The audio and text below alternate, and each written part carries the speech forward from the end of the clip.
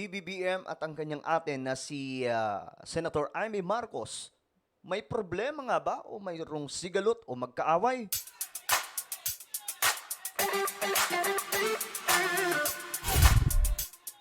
So hello, what's up mga sangga? This is me. I'm back for another vlog today. Kamusta po kayong lahat? Naway ayos lamang po ang inyong kalagayan dyan. And today nga po, masyado pong maintriga yung ating pag-uusapan. Ito ba ay patungkol po sa magkapatid na si PBBM at si Senadora Amy Marcos. Usap-usapan kasi ito ngayon mga sangkay. Ito nga bang dalawang magkapatid na kung saan magkaiba po ngayon yung kampo eh. Diba? Si Amy Marcos na kay VP Sara. Bagamat sinasabi po niya na gitna po siya, pero natural na natural, nakikita naman po natin mga sanggay na kumakampi po talaga siya sa kanyang kaibigan na si VP Sara. No, at hindi po kay PBBM. Ngayon, mga sangkay, may nangyari kasi.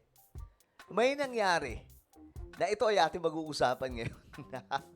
Anyway guys, bago tayo magsimula, paki-subscribe po muna yung ating YouTube channel. Ayan, 1.4 million subscribers na po tayo. Paakyat na po tayo sa 1.5 at road to 2 million subscribers. Pabilisin na po natin ito sa mga hindi pa po nakakapag-subscribe dyan.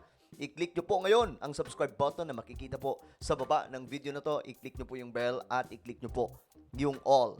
Sa mga nanonood po sa Facebook, i-follow nyo po yung ating Facebook page. Alright, shoutout ka pala sa lahat ng mga solid sangkay dyan. Thank you so much for supporting and for having you guys here in our YouTube channel. So, ito na nga po ang matinding balita o pasabog mga sangkay. Ito, tingnan po natin. Ito kasi nga sila PBBM ay nagkaroon po ng salo-salo. Isa pong dinner. Okay? Kasama po ang mga senador at ang kanilang mga asawa. Ang nakapagtataka dito, wala pong mukha ni Senadora Amy Marcos. Samantalang, let's say, sabihin natin wala talaga siya dyan kasi kumakabila siya eh. Pero mga sangki, hindi din eh. Kasi andyan po si Robin Padilla. Ayan po, andito po si Robin Padilla. Diba? Pero wala po dito si Bato, si Bongo, yan po mga sangkay. Alam naman po natin kung sino-sino ang mga yan. Yan po ay mga diehard Duterte supporter. Mga DDS po talaga yan. Itong si Robin Padilla, ang nakikita ko po dito mga sangkay, bagamat masasabi po natin na DDS po siya. Pero siya po ay gusto niyang magkaayos ang kabilaang kampo. Ito po ay sa panig ni PBBM at kay Vice President Sara Duterte. Kaya nga po, kahit po anong occasion nila PBBM, lagi po talagang present itong number 1 senator noong 2022. Okay, ngayon alamin natin. Kasi sabi dito, si Amy Marcos ay hindi daw po inimbitahan. Totoo kaya ito, mga sangkay? Well, tingnan po natin itong balita. Sabi dito, Amy Marcos hindi nakatanggap ng imbitasyon para sa dinner sa Bahay Pangulo. Ayan, nandito po yung mga kilalang mga natin, no? Andito po yung kilalang mga senador, kasama po yung kanilang mga asawa. Sabi dito, Amy Marcos hindi daw nakatanggap ng imbitasyon para sa dinner sa Bahay Pangulo. So, tanong dito, bakit kaya, no? Basahin natin. Hindi raw nakatanggap ng imbitasyon si Senadora Amy Marcos sa ginanap na dinner ni na Pangulong Ferdinand Marcos Jr. at First Lady Liza Marcos kasama ang ilang mga senador at mga asawa nila. Sa isang Facebook post, ibinahagi ng First Lady ang larawan ng naturang dinner na naganap sa Bahay Palasyo. Wait, gusto kong makita ito mga sanggay. Tingnan nga po natin. Kay First Lady Marcos yan, di ba? Tingnan natin mga sangkay, baka may makita po tayo dito. First Lady Liza Marcos. Ayan, ito na. Ito yun. Ito yung official Facebook page ng ating First Lady. So, ito pala yun, mga sangkay. Ito. Ito yung larawan eh. O, ayan.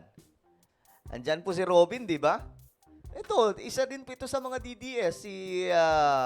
Tawag dito, itong si 10K, kay Tano.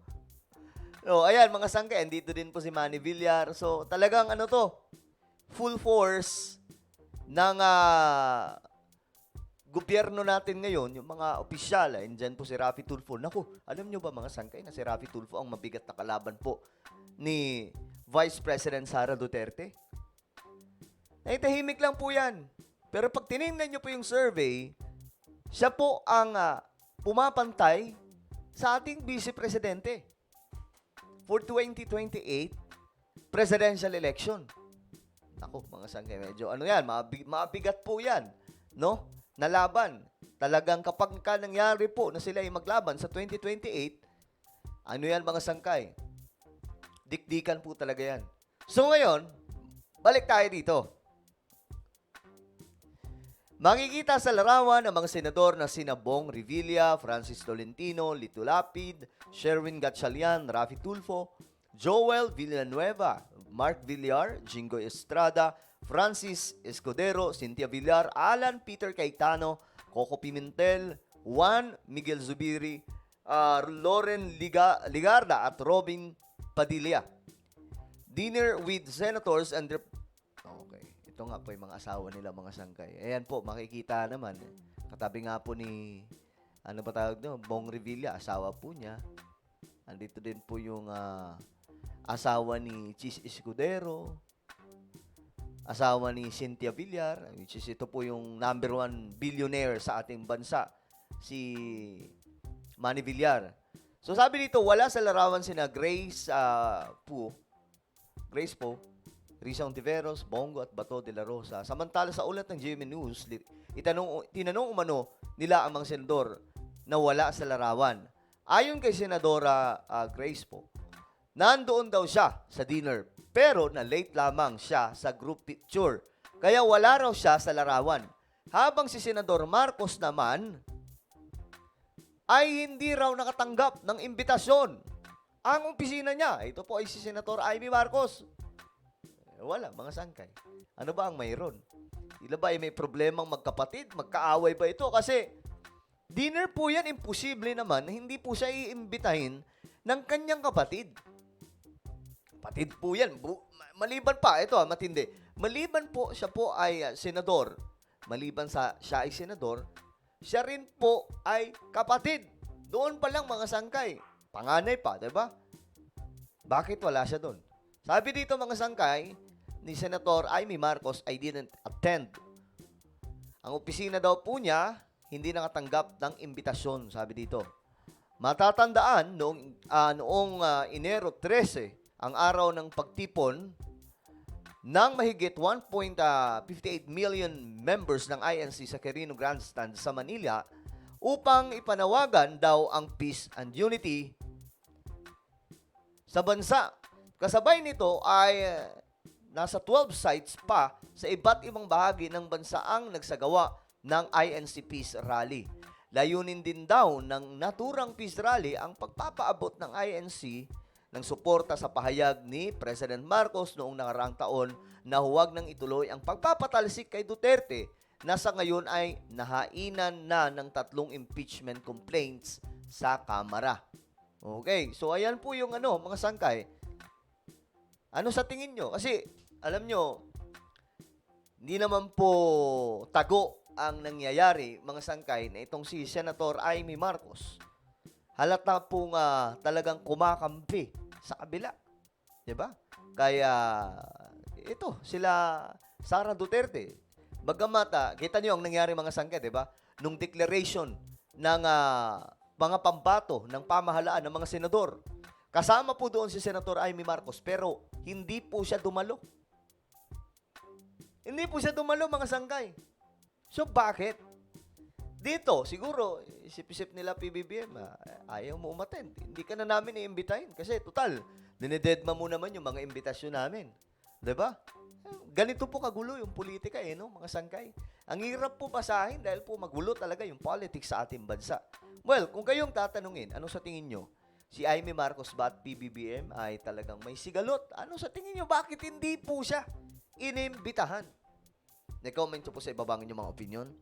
Meron po tayong YouTube channel. Ito po ay Sangkay Revelation. Hanapin nyo po ito sa YouTube. Kapag nakita nyo na, i-click nyo po yung subscribe, i-click ang bell, at i-click nyo po yung all. Ako na po ay magpapaalam.